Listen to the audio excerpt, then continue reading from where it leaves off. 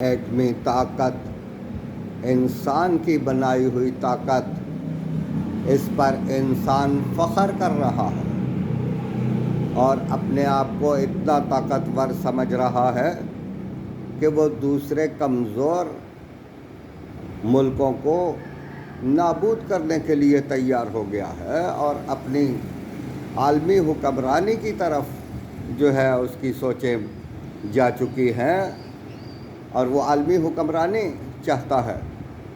لیکن انسان کو یہ علم ہونا چاہیے، جہاں سائنس نے اتنی ترقی کی، انسان سائنسدان بن گیا، لیکن اس سائنسدان کو یہ بھی تو سمجھ آنی چاہیے اگر ایٹمی طاقت سے وہ ساری دنیا پر کنٹرول کر سکتا ہے، قبضہ کر سکتا ہے، تو یہ بھی جان لے کہ سپر پاور اللہ ہے اور اللہ کے پاس اس ایٹمی طاقت کے مقابلے میں جو طاقت ہے، اس طاقت کو تو انسان برداشت کر سکتا ہی نہیں۔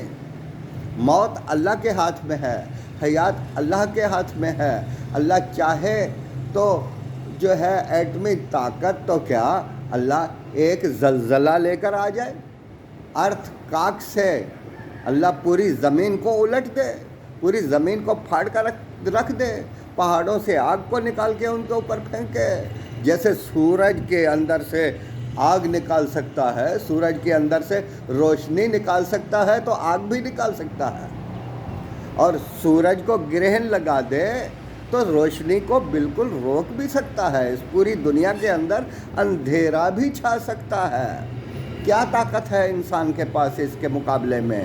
وہ چاند گرہن لگا سکتا ہے، وہ سورج گرہن لگا سکتا ہے، وہ زمین کو تہو بالا کر سکتا ہے، وہ سمندروں کو جو ہے خشکی کے اوپر غالب کر سکتا ہے، وہ آسمان سے والنجم اذا ہوا، تارے کو آسمان سے زمین پر گرا سکتا ہے، وہ شہاب ثاقب سے گرا سکتا ہے، وہ جو ہے ہمارے قرآن کے اندر موجود ہے، اقتربت الساعہ وانشق القمر۔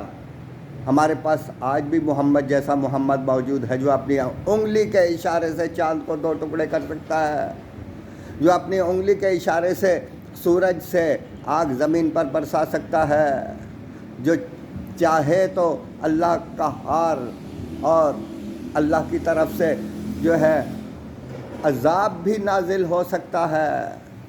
اللہ سے بڑی کوئی طاقت نہیں ہے۔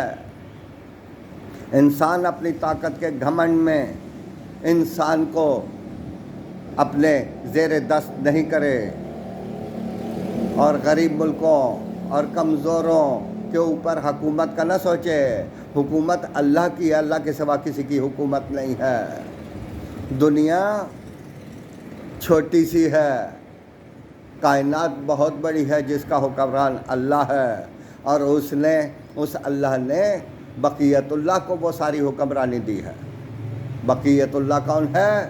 جو پوری کائنات کے اندر نظام عدل الہی قائم کرنا چاہتا ہے۔ اسی کا نام اسلام ہے۔ اسلام ازم کیا ہے؟ اسلام ازم نظام عدل ہے، نظام ولایت اسلام، نظام ولایت الہی کیا ہے؟ نظام عدل ہے۔ نظام عدل کو ہم نظام ولایت کہتے ہیں۔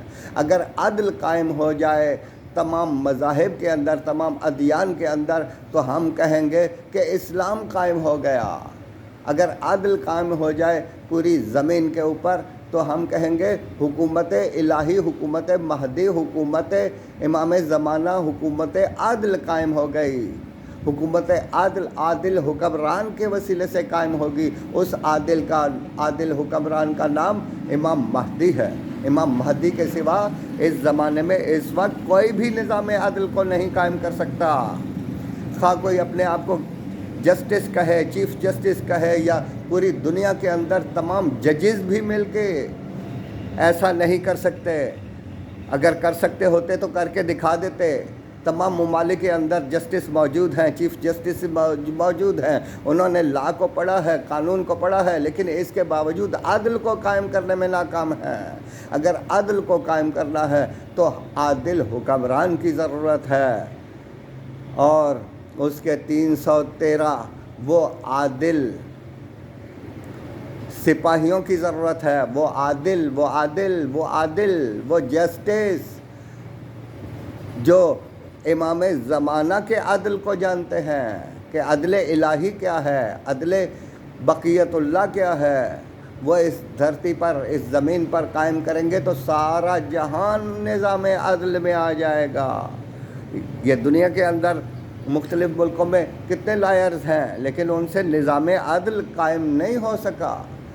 نظام عدل الہی کو قائم کرنے کے لیے عادل حکمران اللہ کی طرف سے جو ہے وہی قائم کر سکتا ہے، اسی کے وسیلے سے قائم ہوگا۔ عدل کو سمجھنے کی ضرورت ہے۔ ان اللہ یامر بالعدل والاحسان، اللہ عدل کا حکم دیتا ہے، احسان کا حکم دیتا ہے، تو اللہ فقط حکم نہیں دیتا، اللہ قدرت بھی رکھتا ہے۔ ان اللہ علی کل شیء قدیر کے پاس عادل حکمران بھی موجود ہے اور نظام عدل بھی موجود ہے۔